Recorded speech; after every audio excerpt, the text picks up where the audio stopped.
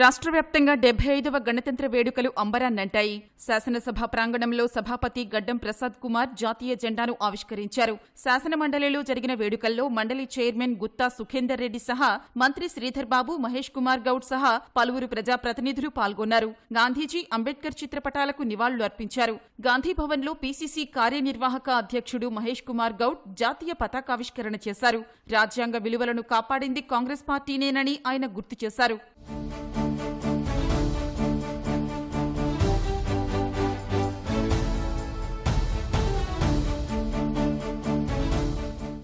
ఆనాడు స్వాతంత్రం కోసం ప్రతి కాంగ్రెస్ కార్యకర్త ప్రాణత్యాగాలు చేసి, ఆస్తుల త్యాగాలు చేసి స్వాతంత్రం తీసుకొచ్చినారు.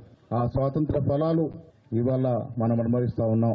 గణతంత్ర దినోత్సవ శుభాకాంక్షలు తెలంగాణ ప్రజలకి అందరికీ కూడా తెలియజేస్తూ ఈ ఫలాల్ని మనమందరం కూడా సమిష్టిగా కాపాడుకుంటూ ముందుకు పోవాల్సిందిగా విజ్ఞప్తి చేస్తూ తెలంగాణ భవన్లో భారాస కార్యనిర్వాహక అధ్యక్షుడు కేటీఆర్ జాతీయ జెండాను ఆవిష్కరించారు. భాజపా రాష్ట్ర కార్యాలయంలో రాజ్యసభ సభ్యుడు లక్ష్మణ్ మువ్వన్నెల జెండాను ఎగరేశారు. హైదరాబాద్ పాతబస్తీలో జరిగిన వేడుకల్లో ఎంఐఎం పార్టీ అధ్యక్షుడు అసదుద్దీన్ ఓవైసీ పాల్గొన్నారు. హిమాయత్ నగర్లోని సిపిఐ రాష్ట్ర కార్యాలయంలో పార్టీ జాతీయ కార్యవర్గ సభ్యుడు చాడా వెంకటరెడ్డి పాల్గొన్నారు. ఎన్టీఆర్ ట్రస్ట్ భవన్లో వేడుకలను తెదేపా శ్రేణులు ఘనంగా నిర్వహించాయి.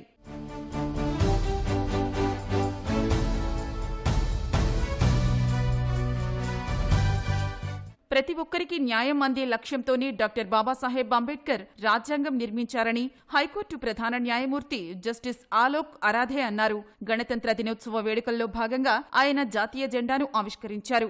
డీజీపీ, జీహెచ్ఎంసీ, మెట్రో రైల్ సహా ప్రభుత్వ కార్యాలయాల్లో గణతంత్ర దినోత్సవ వేడుకలు ఘనంగా జరిగాయి. జీహెచ్ఎంసీ ప్రధాన కార్యాలయంలో mayor Vijayalakshmi, commissioner Ronald Ross జాతీయ పతాకాన్ని ఆవిష్కరించారు. విధి నిర్వహణలో అత్యుత్తమ ప్రతిభ కనపరిచిన ఉద్యోగులకు ప్రశంసా పత్రాలు అందించారు.